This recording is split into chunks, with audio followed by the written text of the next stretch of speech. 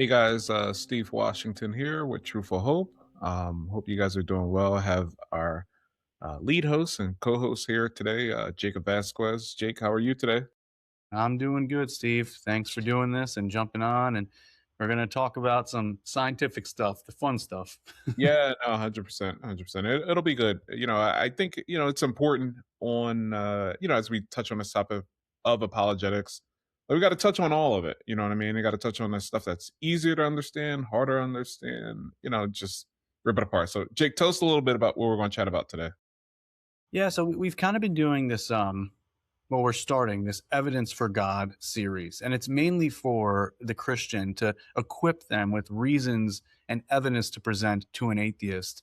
And last time we met, we did this. We went over the moral argument for the existence of God, and now I would like us to talk about the cosmological argument for the existence of God, and that's really just arguing that God is the cause of the beginning of the universe. In short, and there's not only scientific evidence for that, but also philosophical evidence. So I'd love to just go through this argument, go through some of the objections, and then see where we're at. But I think it's very easy for the lay Christian, so to speak, right, to hear cosmological or scientific arguments and be like, yeah, way over my head. Like I'm not interested in What that. does that mean? What does that mean? What does that mean, right? Like I have no interest, and you may not have interest, but it's important to know because one, it's God's creation, and God has made His existence known throughout creation, as Romans 1 teaches.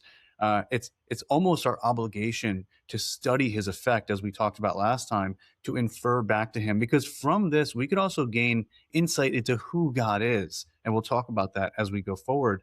And then lastly, if it's not if it's not meaningful for any other reason, First Peter 3:15 tells us to give a defense for the hope that is within us. So when an atheist comes and says there's no scientific evidence for God, the universe is eternal, blah blah blah, you have something to go off of. So I hope, as our listener, you don't just check out when you hear the word cosmological or scientific. Tune in, get comfortable. I have a really good feeling you're going to enjoy this episode and be enlightened by it. Yeah, no, I think so too. I was talking to my kids maybe like a year or so ago. So where we live, it's technically, I think from a postal standpoint, it's considered rural, even though like a Target is like 20 minutes away, so it's not that rural. But, we don't have, I guess, as much noise or what's that, light pollution Mm. as far as like lights and stuff. There are times where like the stars and the moon and all these things are like incredibly present. And I remember just one day I was just looking at the moon and I was just like, man, like God could have cut this off. Like, he could have put like a dome or something like that, like over the world and or over our universe. And we just wouldn't be able to see it. You know what I mean? Because we don't particularly access it. I guess maybe Elon Musk or a couple guys like that or whatever do. But for the bulk of us, like we're not accessing it. We're not doing anything. So it's like obviously he put it there for a reason for us to somehow think about, ponder on. I know the moon affects, I don't know, tides and stuff.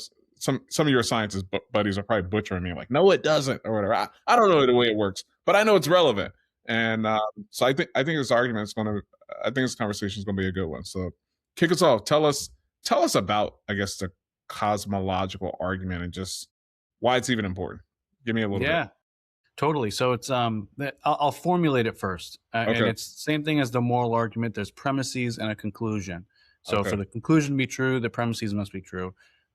So first premise is this: whatever begins to exist must have a cause.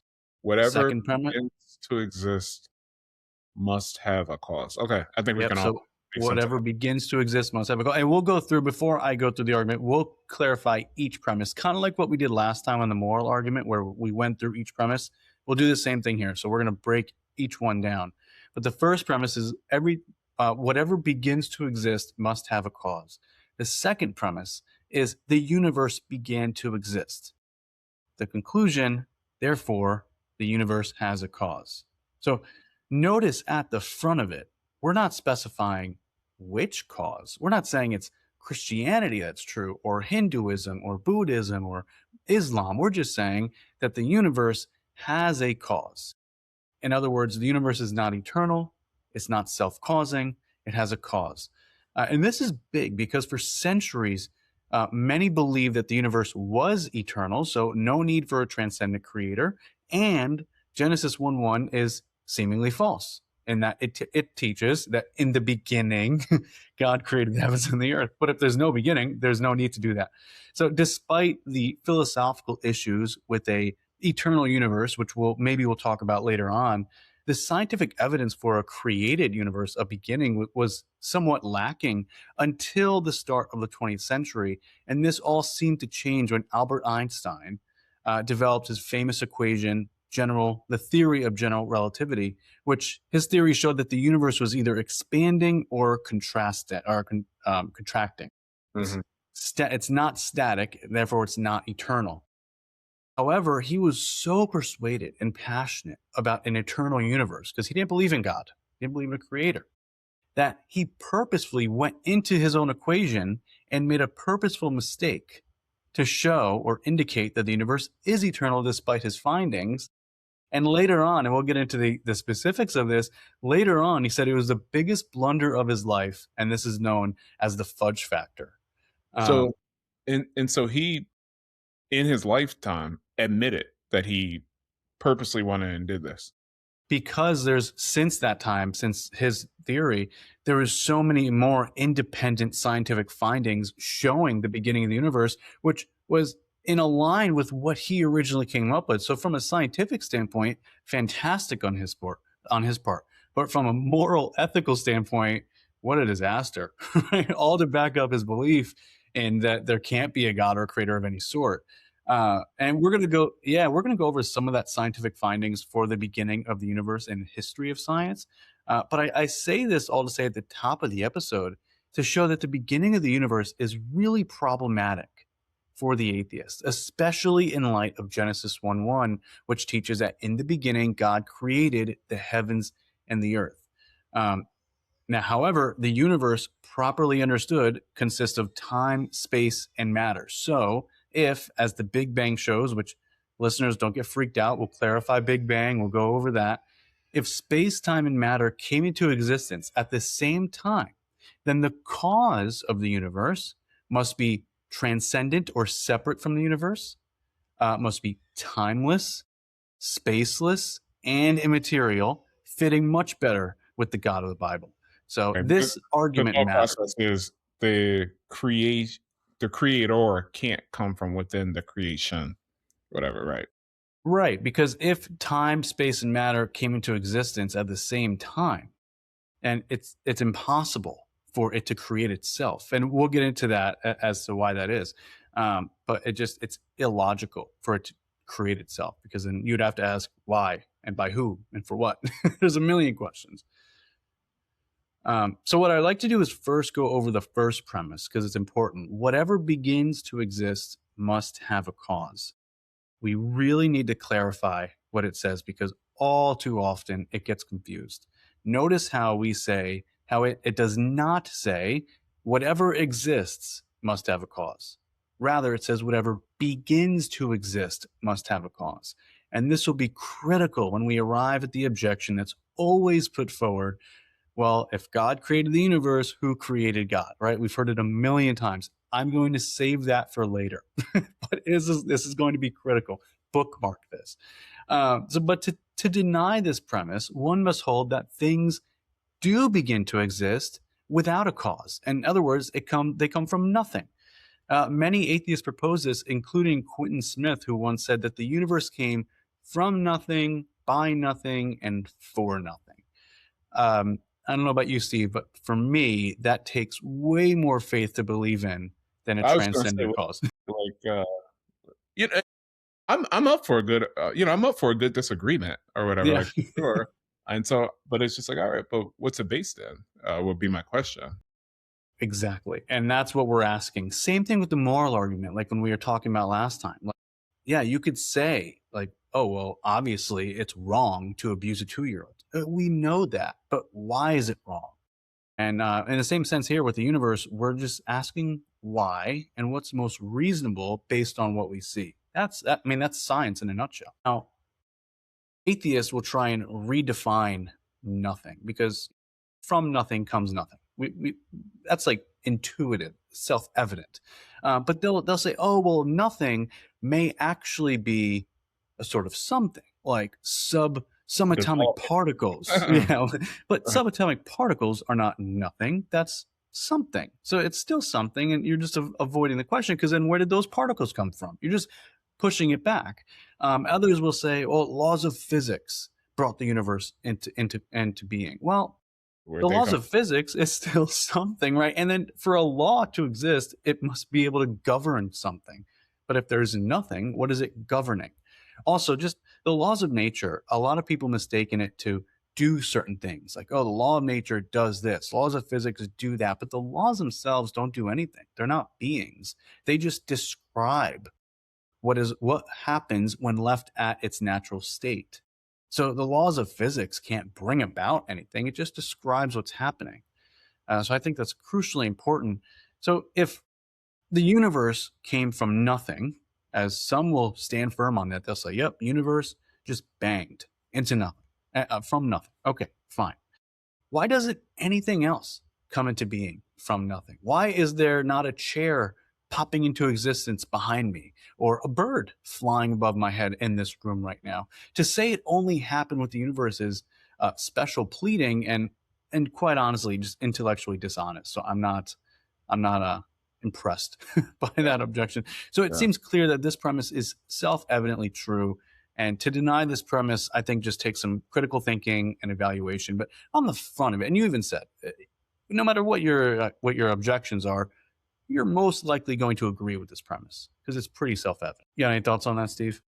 No, I mean, I always like, I'm real big on, I'm not scared of pushback. Actually, in my day job, if you will, some of my colleagues call me pushback or whatever. Like that's my nickname or whatever. Cause like I'm good with pushback. Like I'm totally good with it. Nice. I think that's the only way that we really grow. Yeah. You know, I know, and not to belabor this, but I know, No. like we both read Greg Kokel's book, and I remember one of the examples he was talking about where he was sitting down with an atheist, and then like it was like they were eating dinner, I think it was, and then there was like a loud noise that took place over in the kitchen somewhere. Somebody had dropped something, and like they both looked over, like what happened, and it's like you don't expect nothing. Like you don't expect it to not have had a cause or whatever this sound that you hear. Like that something is going on and taking place there. But you're asking me to believe that in the universe that this all just came about with no cause. It's just it's hard to believe. You know what I mean? It's hard. It, I'll put it this way: if you want to argue that, hey, look, well, we don't know, we don't believe in all of your God stuff, and I'll say, okay, I'm okay with that. But you also have to simultaneously say, but to ask me to believe in what you believe is incredibly challenging. You know what I mean? Like it's not like, okay, this is the intellectual view and it's so easy to grasp and grasp requires all this faith. It's like, no, your grasp requires a tremendous amount of faith or whatever, just to say. I mean, for something to come from nothing, it's even worse than magic, because at least with magic you have a magician and you have a hat and you have a rabbit. With nothing, you have nothing. It's just a state of nothingness, whatever that is. I mean, I can't even imagine what nothing is, but I can imagine that it's not something. That's for sure. So it seems to be just, I don't take it too seriously. I think most times in my experience, I don't see, like in the comments and whatnot, like atheists say flat out, oh yeah, universe came from nothing. Mainly what they'll try and do is redefine nothing. So as the Christian listener, you just have to remember, be careful of that implicit move that they make, because they're not going to say, oh, wait 1 second, Christian, I'm going to redefine nothing and then argue for this position. They're going to try and slip it in. They're going to say, what about quantum physics? What about the laws of all this stuff?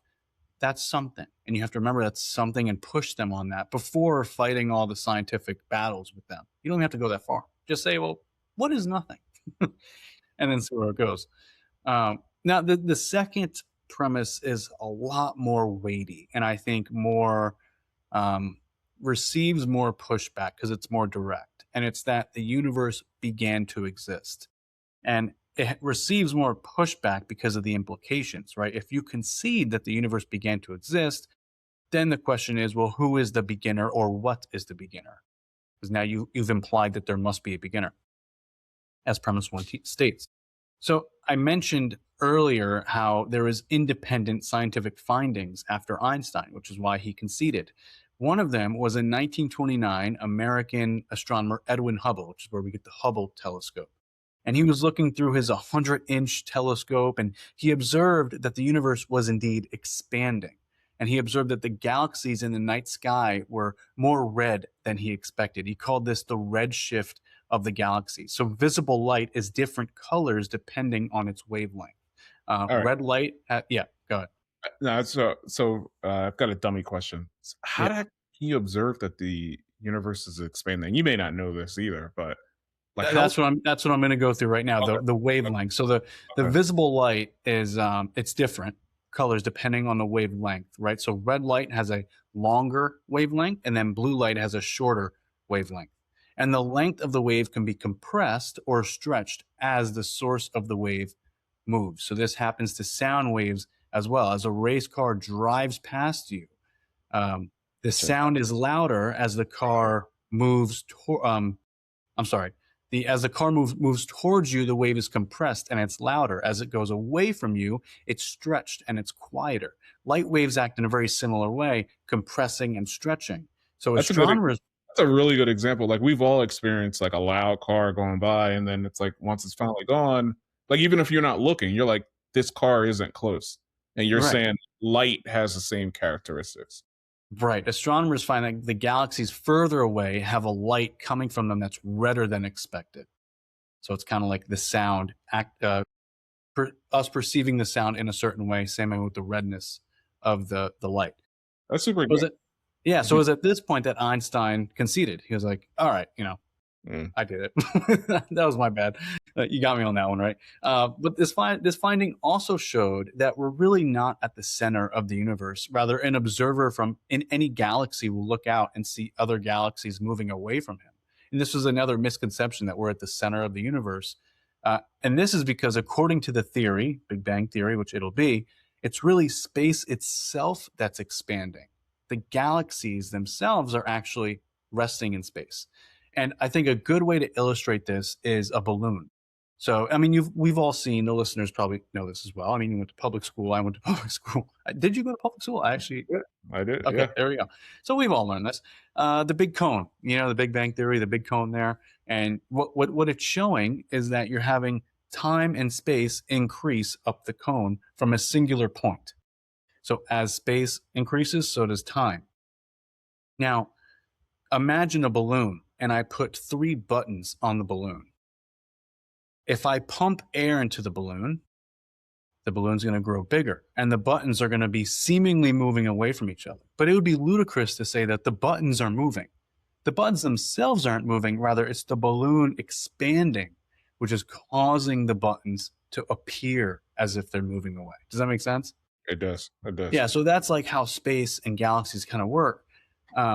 Now, we've already mentioned a couple of times, but when people hear, especially Christians, they hear Big Bang. And I actually had someone send us a question recently.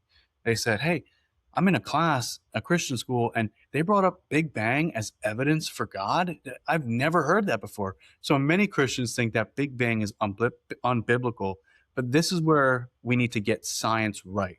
We have to define it because there's scientific methodology, and I'll explain what that is, and Hmm. scientific philosophy. So methodology is the data itself, like what we just went over, the wavelength, the expanding. That's the scientific data, the methodology. Right. But that doesn't really tell us anything. You need a human agent to To go and interpret. conclude something, right? And do something with it and make a judgment about it. That's the scientist. So when people say trust the science, we're really trusting the scientist Right. to Right. interpret it correctly and then use it properly. The problem is every person has their own worldview assumptions, their own philosophical assumptions going into the data that dictate how they perceive it. So Makes perfect sense. Mhm. a good example is like, imagine there's a murder scene and the head detective looks at all the others and says, "I need you to find this killer ASAP." Right now, it's your top priority. But if he's over 6 feet tall, do not bring him in. Now, the other detectives might be like, well, what if the guy who killed this person is over 6 feet tall? And that's the issue that we run into, because the philosophical assumption is that he can't be 6 feet tall. But that's just an assumption limiting what you could conclude from Right. the data.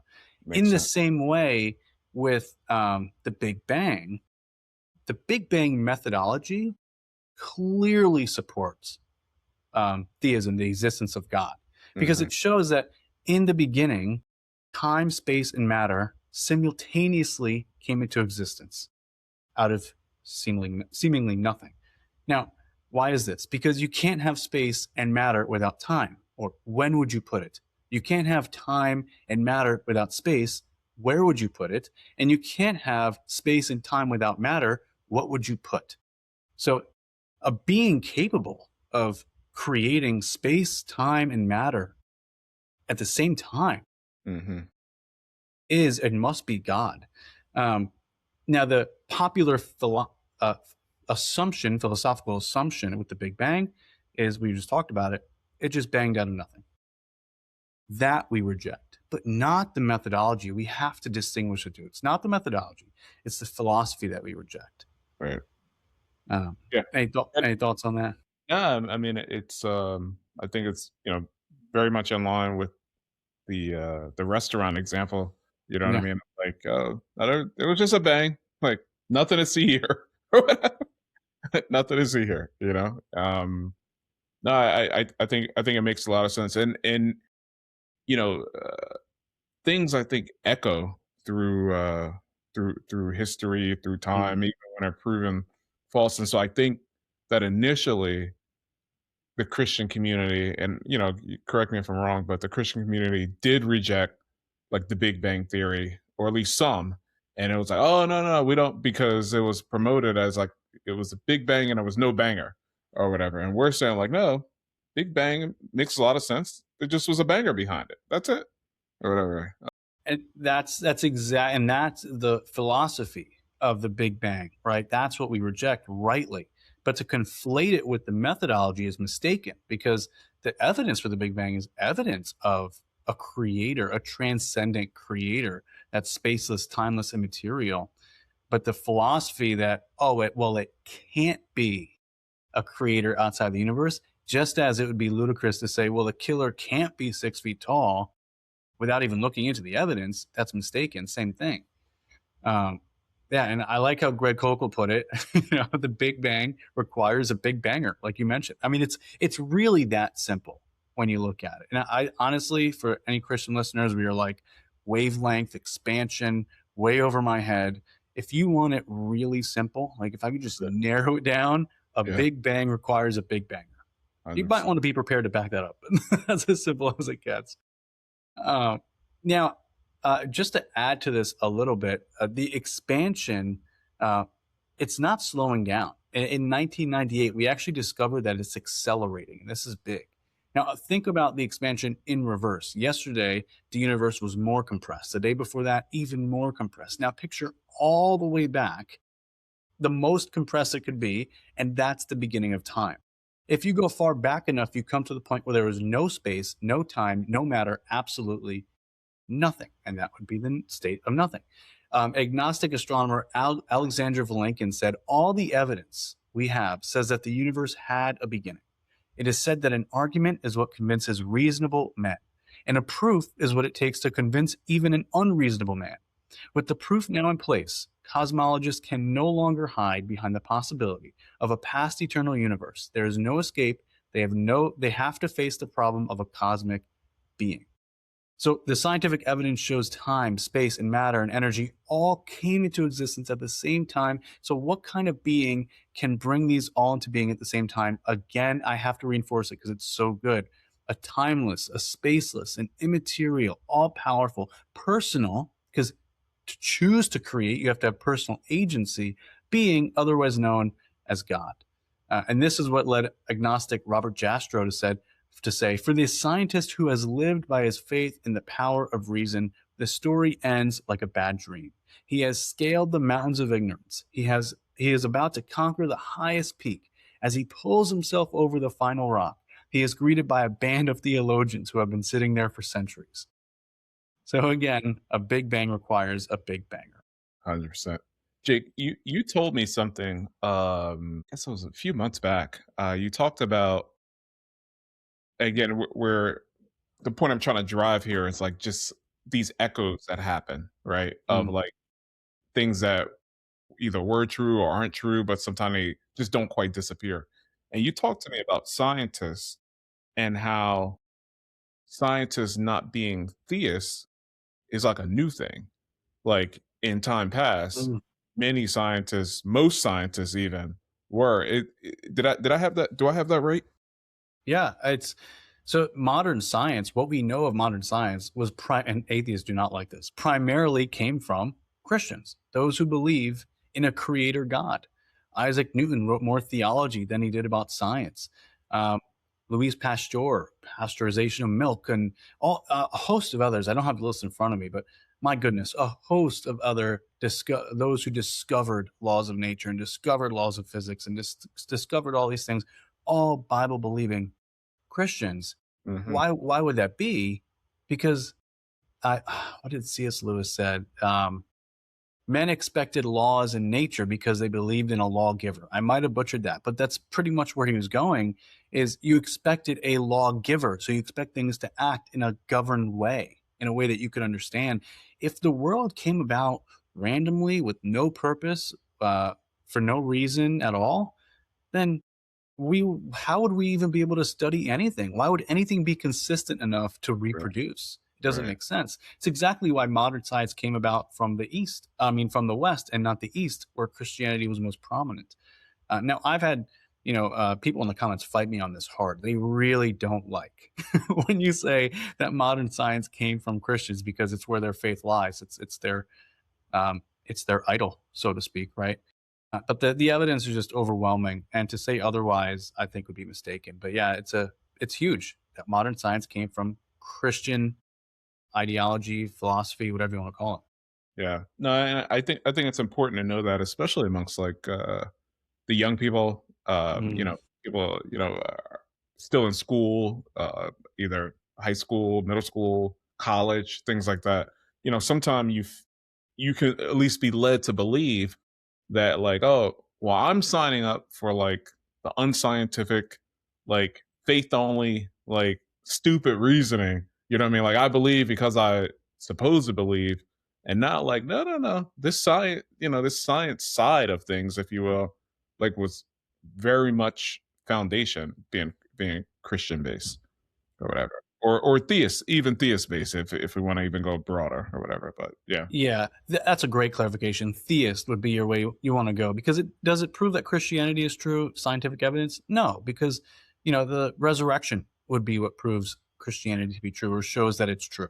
But the beginning of the universe, the fine tuning of the universe, which we'll talk about in a few episodes from now, that's evidence of a creator, of a transcendent creator, of theism, and that's where we can build upon to get to Christianity. Now, I'm a scientist myself, and being a Christian has greatly influenced my work, my passion for my work, because I'm in cancer research, so I'm no longer helping you know valueless human beings because there's some random thing called cancer and it's just there's no purpose to anything. So why am I doing meaningless this? anyway. Yeah, meaningless, and we can't understand it because there's no design, so there's nothing to study. It's just all random and chaotic. But no, I know that there's a creator behind it, and unfortunately, sin has crept into the world and has caused all this chaos. But there is still order that can be understood and figured out, discovered, and I mean enhanced in such a way using our reasoning capacity. So that it changes the game. It changes how you look at things when you see it from a theist perspective, which is why modern science again came about from this worldview. Makes sense. That's super good. That's super Oh, good. I want to add though to this second premise because there's more that could be said. And one other scientific evidence you could say for the universe beginning to exist is the second law of thermodynamics. And it's also known as the law of entropy or disorder. It essentially states that energy is rising and therefore things are naturally falling apart, so becoming increasingly disorderly. Arthur Eddington said the law that entropy increases, the second law of thermodynamics holds I think, the supreme position among the laws of nature. If your theory is found to be against the second law of thermodynamics, I can give you no hope. There is nothing for it but to collapse in deepest humiliation. This is such a powerful argument for the existence of, or the beginning of the universe, because if, as the law states, with time things naturally fall apart increasingly, there must have been a time in the past where things were more put together. For example, yesterday the entropy was less than it is today. Now let's rewind it all the way back when entropy was at its lowest. That's the beginning of the universe. And if the universe was eternal, entropy should have already exceeded its limit an eternity ago. The universe should be no more. So Right. it's great evidence for the beginning of the universe. Mm. Now, the philosophical take on this, that's just a scientific, shows the beginning of the universe. But what about the philosophical take on it? There's been so much work going back to way back, but really most popularized in like the 12th, 13th, 14th century of an infinite or eternal universe being implausible philosophically. To assume the universe is eternal, you have to believe in an actual infinite number of events in history. But can actual infinity exist? No, merely potential infinity can exist. And to show this philosophically, you could imagine a series of past events as being seen as one event being added after another. This series of past events is like dominoes, falling until the last domino today, resembling today, is reached. But no series that is formed by adding one member after another can actually be infinite, for you cannot pass through an infinite number of elements at a time. Imagine trying to count to infinity. No matter how high you count, there's always an infinite numbers left. You're never going to finish. And if you can't count to infinity, you can't count from infinity. So imagine this would be like trying to count down all the negative numbers to zero, -3, -2, -1, 0. But before you count zero, you'd have to count -1. And before that, -2, all the way back to infinity. So the number would never be reached. And this is why Dr. William Lane Craig concluded this. He said, but then the final domino could never fall if an infinite number of dominoes had to fall first. So today can never be reached. But obviously, here we are. So this shows that the series of past events must be finite and have a beginning. So, that's premise two in a nutshell. And of course, there's a host of objections that, atheists would bring up. And those have been handled by William Lane Craig and others. But the conclusion there, therefore, is that the universe has a cause. And from that, as I mentioned, we can conclude, we could get an idea of who this cause is or what this cause is, in that it is a timeless, spaceless, transcendent, immaterial, all-powerful, personal cause. And that just sounds like God of the Bible. Hey everyone, just wanted to pause here for a minute and thank you for listening to the Truthful Hope podcast. We hope you've been enjoying the episode so far. To help us with our mission of sharing the hope of Christianity with as many people as possible, please consider subscribing to our podcast and leaving your thoughts and questions in the comments. You could find us on Apple, Spotify, and YouTube. Furthermore, if you'd like to make a monetary contribution, please consider donating at truthfulhope.com/donate. As a 501c3 nonprofit, your donation may be tax deductible and you'll receive a receipt for your records. Thanks again, and now back to the show. Mm. Absolutely. When you were describing the dominoes and the going back negative, or even numbers, like going back negative, trying to get to a start, it kind of reminded me of like the idea of absolute truth, and or relevant truth, if you will, or the idea that there is no such thing as absolute truth, and how it just self defeats in and of itself. Like, hey, there's no such thing as absolute truth. And it's like, okay, well, is that absolutely true? And so, you got two answers. You can say, well, no, it's not absolutely true. Then it's like, okay, what are we talking about? Yes, it's absolutely true. And it's like, okay, what are we talking about again? And yeah, I think what you're saying is infinity only exists within like an idea, not A in potential, right? right, right. No, I think Yeah, that's good. like mathematically, you could use it as like an ideal, but there is no actual infinite. It's impossible to arrive at such a conclusion. Uh, Now, there's some objections, that have been raised. Some, way more scientific than I want to get into here, but some are more broad that I think are worth us, just talking about. So I'll list one. I'll give my thoughts and maybe give your thoughts as well, and we can just see where it goes. But the first one is the Big Bang indicates, and I should backtrack. Um, this comes up a lot in the comment section, and I've seen it brought up to other apologists. I don't know how much attention Christian apologists are giving this, but it's really important to address because it comes up so often. It's probably the most eloquently stated objection too. It's the Big Bang indicates expansion, not de novo creation. In other words, the Big Bang shows that from a pre-existing state of singularity, so a pre-existing dot, let's say, Okay. all the Big Bang shows is not that the dot got there, but that there was rapid expansion from that spot, from that singular point of whatever. So it's not showing that things were created, but that it expanded. That's the argument essentially. So it really just hones on the idea that the universe is still eternal, but it started off as a dot and then exploded into what we have today. But I think this is merely assumed rather than argued for. It's just taken as a brute fact that the universe is eternal. So I'd ask, how did the point of singularity get there? If the atheist says it was already there, well, that's question begging. And even assuming that, what was it that sparked or kicked off this expansion? Like, if it's just there and then boom, it becomes everything, what was it that, put it into gear? Good timing? It was random? Got lucky? I don't know what they would say. And if that's the case, why doesn't that spark happen all the time where we see more expansion or whatever Well, the you know case? the answer to that. It's like, well, give it another 2 million years and it Yeah. will. Right. I mean, and that's just ridiculous. That is, so there's God of the gaps, right? I'm glad you brought that up. There's God of the gaps where, in the lack of scientific knowledge, we insert God. So, like back in the day, people thought that thunder was caused by God or the gods of thunder. And then we came to realize because of modern science that no, there's actually much more at play naturally. It could be explained away. So that was therefore a God of the gaps objection. But what you just said, and what I would call naturalism of the gaps, or atheism of the gaps, so to speak, of, well, maybe science of the gaps, where you're just like, well, because of our lack of knowledge, I mean, science will figure it out eventually. So you're just putting your faith in that, but you have no real reason to believe that's true. So it's the same kind of thing. So it's just, the whole thing seems a bit magical to me. And a much better explanation is that, like we mentioned, there's a banger outside of the universe that created the universe. So, do you have any more additional thoughts on that objection?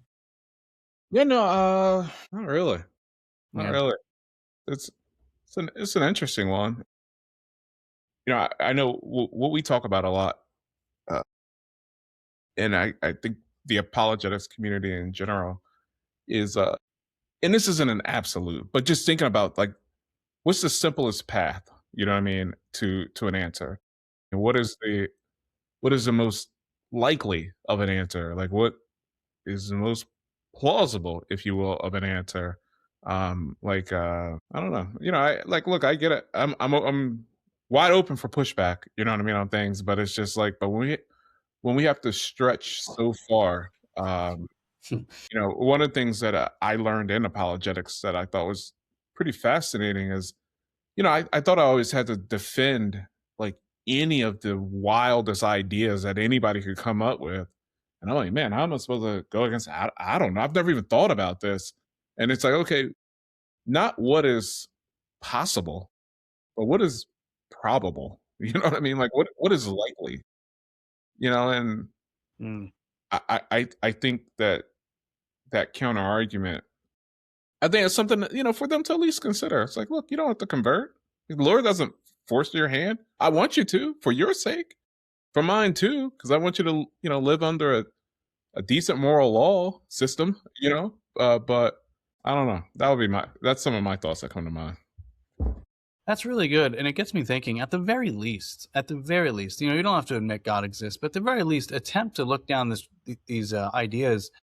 If you're a truth seeker, which we all are, seemingly intuitively, it's if you want to seek after truth, then you should handle these ideas that we're putting forth and the objections. Like, I haven't really listed the host of other scientific objections, and if you want to learn more about that, a really good book that breaks this down in a way you can understand it for the Christian listener here is On Guard by William Lane Craig. It's a general apologetics book, but he goes through all of this. And, if you're seeking truth, you should want to receive this and look into it. And maybe despite your assumptions that there is no God or whatever the case may be, maybe you have to shift a little bit to be more in line with the truth. And that should be okay. I think we live in a world, and Steve, you know this very well, where everything is opinions become identity, Yeah. and identity is a lot harder to rip off than it is to say, you're just wrong, your opinion was wrong. But if you take it personally, if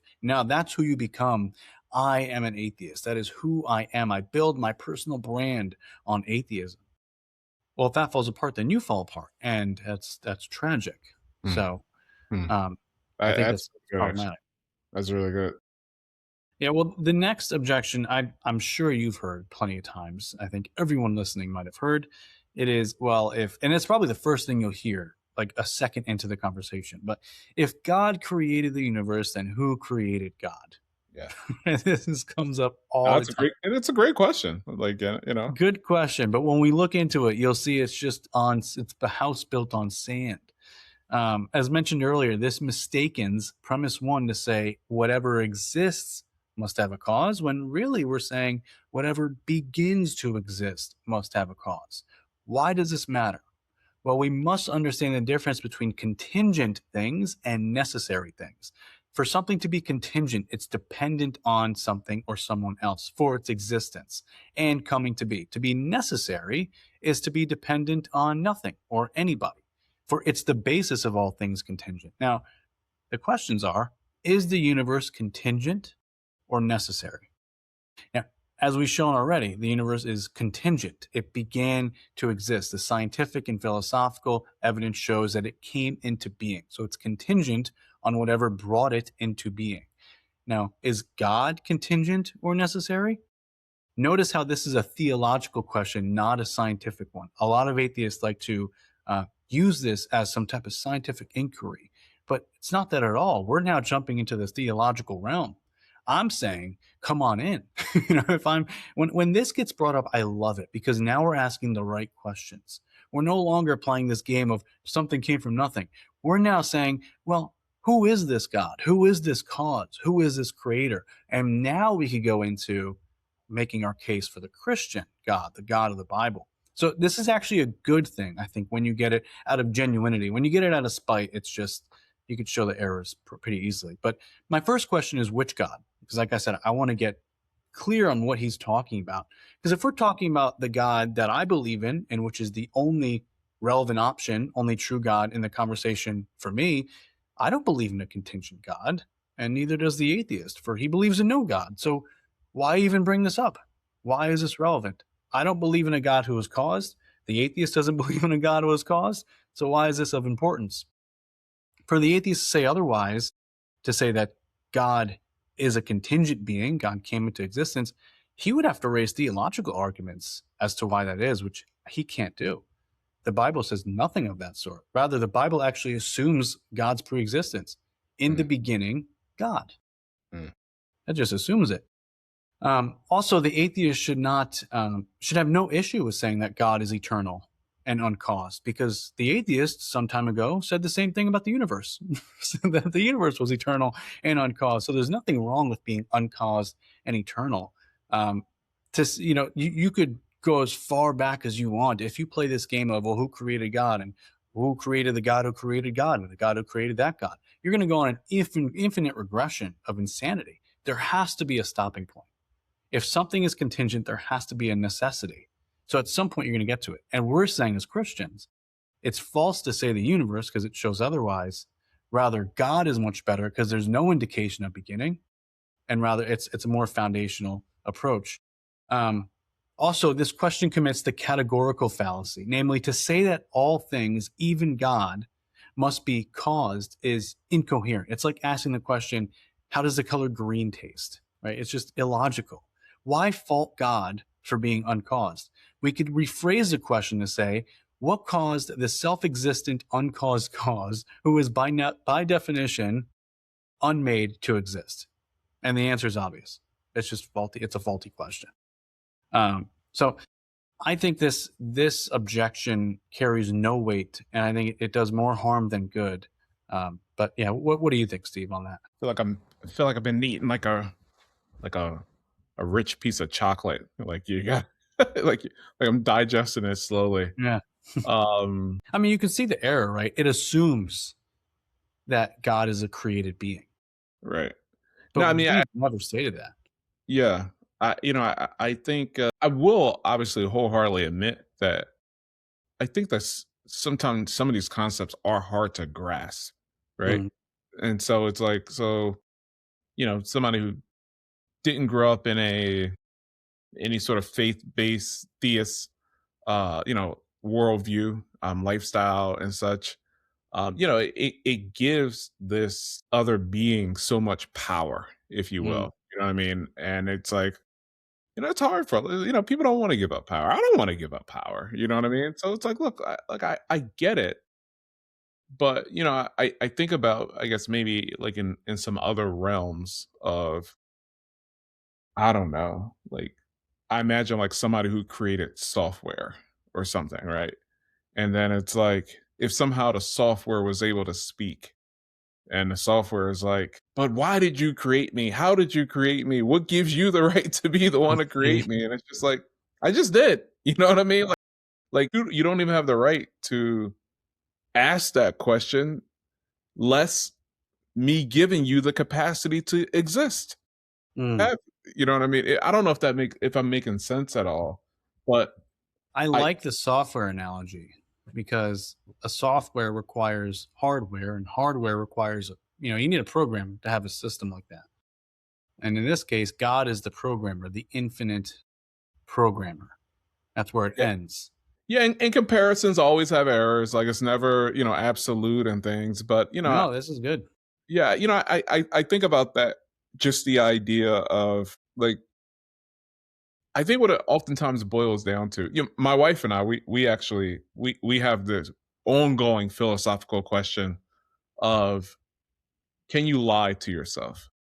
Like, do we have the capacity to genuinely like lie to ourselves? Like have the truth in front of us and just like genuinely believe that it's not true. I say I don't think so. Mm, I think that we can, cover it up. I think that I can lie to you that I'm lying to myself. But so I said, say as it relates to God and as it relates to this topic of like God existing, um, and where did he come from? I don't know. I find it hard to fully fathom that somebody is like, we just go back into infinity. You know what I mean? Like the universe, like it just kind of just kept coming about. Like I find it hard to believe that they're fully sold on that. You know what I mm. mean? And Yeah.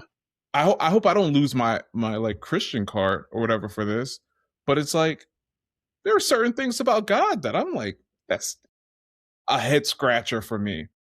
But that doesn't not support my argument.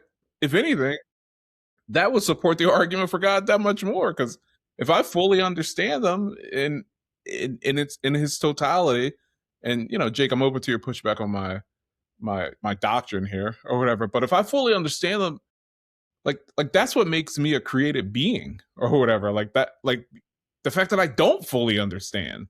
I understand a lot and I understand more and more every day, but I don't know. I feel like I'm out here. The point I'm trying to get at is, I just wonder how deeply some of these some of the people who hold this idea of like, hey, God can exist, is just this randomness when our world is just so unrandom. You know what I mean? I'm saying like the worst English ever. You know what I mean? But it's just like, man, like the sun just keeps coming up and going down like every day, and just all sorts of things that are just so incredibly consistent. Like it's never been sure we've had some colder maybe summers where it didn't get as hot, or we've had some like winters where it didn't get as cold, but it's never been like just like a total flip-flop where it's like, hey, winter's now summer, you know what I mean? Summer's now winter, and things like that. So like just this order that's here that we all have come to expect and know that exists. And just everywhere else in our life, you know what I mean, where we see such order, we're always concluding that like somebody did this. You know what I mean? Like somebody put this together and not like, "And that's pretty random." Yeah, I I don't mean, I'm you done. said a no, you said a lot of good things there. I mean, a lot of heavy things too. Just based on what you said last, think about the laws of logic, law of non-contradiction, the law of excluded middle. These are things that are assumed before the science. There's the aspect of truth, the thinking that truth is worth going after. All these philosophical ideas are assumed before looking at the scientific evidence. So you have to ask, where do these laws come from? Why does the law of gravity work in such a way that we could describe it with some normativity? Why does the law of thermodynamics work the way it does to such a high degree that we could predict it? I do bioinformatics. How can I use mathematical equations through code on biological data to predict things? And now we're using AI and machine learning to predict patterns in healthcare, in biology. I mean, there's information everywhere, even math. Why does mathematical equations exist? 2 plus 2 equals 4. Why does it always equal 4? And Across all cultures, languages, barriers, like right, and math is a conceptual truth, meaning it's a mind, it's a concept in the mind. But if math is true despite any humans living, so even if no humans existed and it was still true that 2 plus 2 equals 4, which we could all imagine that being the case, if there was no humans on Earth and there was 2 acorns and then there was 2 more acorns, you would have 4 acorns, right? Whose mind is it true in? It has to be mind. That truth has to be conceptually true in some mind. And we would say, as theists, the mind of God but and the then laws of logic. Yeah. I hear somebody pushing back and they're like, well, that's just the way that we perceive it and all these things. And it's like, all right, again, if we're gonna go that far out there, like what are we even talking about? Like what if this conversation is not happening in the first like what we just have to go to the abyss of like and that's just not how we live out our life. Yeah. And again, like if there were no humans to perceive it, would it still be true? That's the question. And I think every reasonable person would say yes, of course.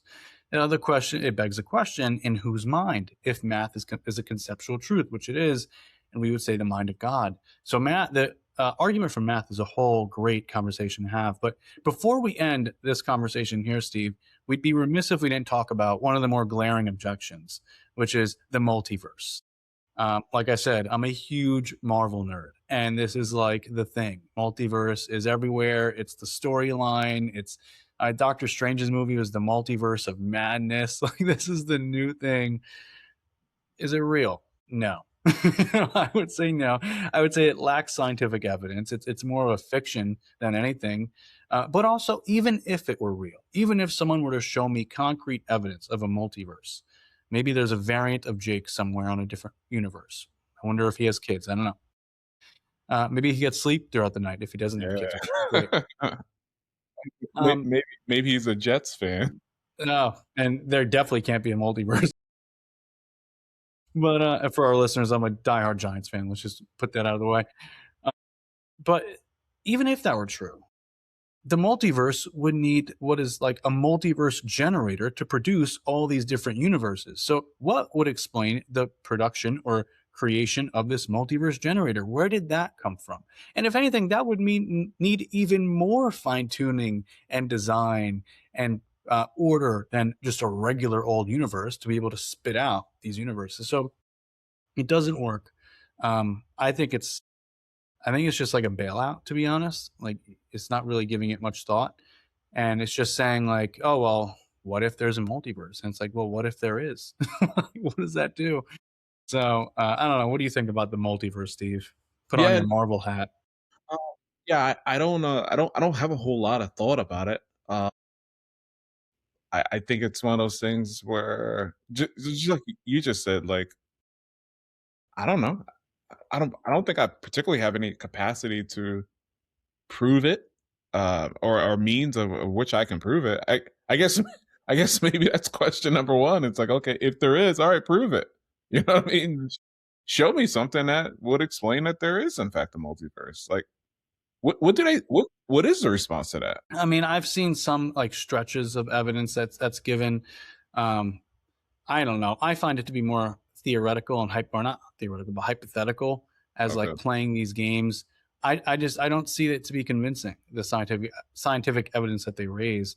And then, but even if I still give benefit of the doubt, like even if maybe there's something I don't know, maybe there's some scientific evidence that there is some, even a Christian, let's say, sitting on the other end of this saying like, oh, I do believe in multiverse. I have so much evidence that you don't know about. Maybe, but and then I say, even if it's true, that there's a multiverse, it still doesn't explain that's the basis for the universe being existing the way it is, because then that multiverse generator also needs one. So I don't think it does the job, which is why I don't honestly take this objection too seriously. I think if we're willing to go to the boundaries of thought to include the multiverse, I mean, look, you know, what else are we, is God really that far out of the question? Like, are we really? Come on. no, absolutely, absolutely. No, that's So, good. I mean, yeah, I think this is a great conversation, Steve. And I think we kind of, we could. There's been whole books written on the cosmological argument, multiverse, the God, who created God. There's been a lot of books written on this stuff, and there's only so much we can cover in 1 hour of an episode without burdening our listeners. So, for those listeners who might have been like, "Oh, you didn't touch on this," or "Oh, I'd like to learn more about that," I implore you to, one, reach out to us, let us know your questions, but two, we there's a host of resources out there. William Lane Craig has written a ton on this. He's the one who really popularized this argument in our modern times. Um, you could look at, my goodness, Stephen C. Meyer is another. He's an intelligent design advocate. William Dembski, if you're interested in like the design aspect, the informational aspect of things, the complexity of life. And I mean, there's a host more. We could go down the list, but um, I just hope that we were able to introduce this line of thinking for our Christian listeners, so that they could feel equipped scientifically to say, "Hey, there's reasons to believe that God exists from the universe," and maybe you could share it with your friends and family.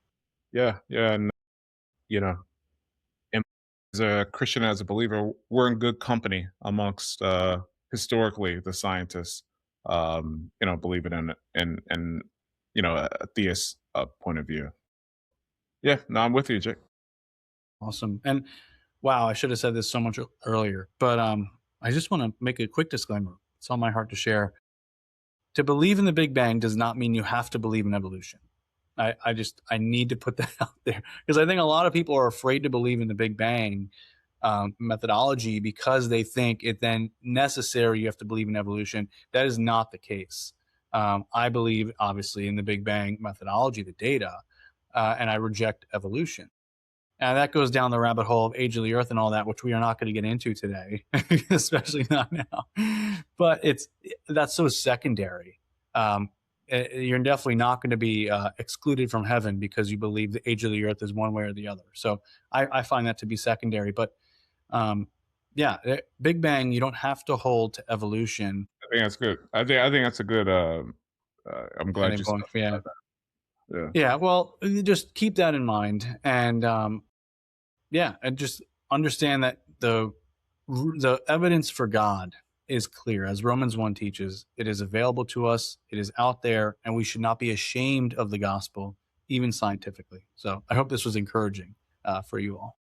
No, this was great. A great episode for sure. Looking forward to our next go round.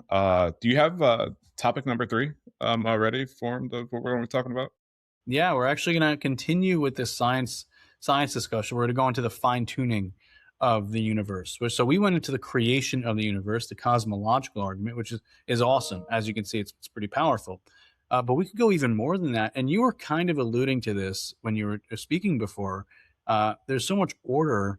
There's also design, or what seems to be design. Richard Dawkins, an atheist, probably the most well-known atheist, has said that the universe has what appears to be design. Well, I would say that it is design. It's an interesting way to phrase it, right? And we're going to go into some of that. And to me and to many others, it's one of the most powerful arguments for the existence of God.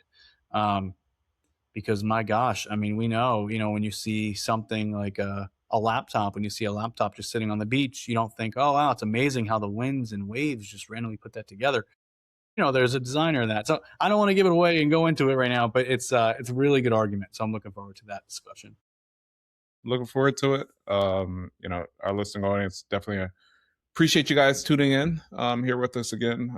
Definitely, if there's any clarity needed, I do my best to try, to push Jake and get some clarity on it for myself, but also for the listening audience. But if it's something we missed, feel free to jump in. And, look forward to seeing you guys on the next one.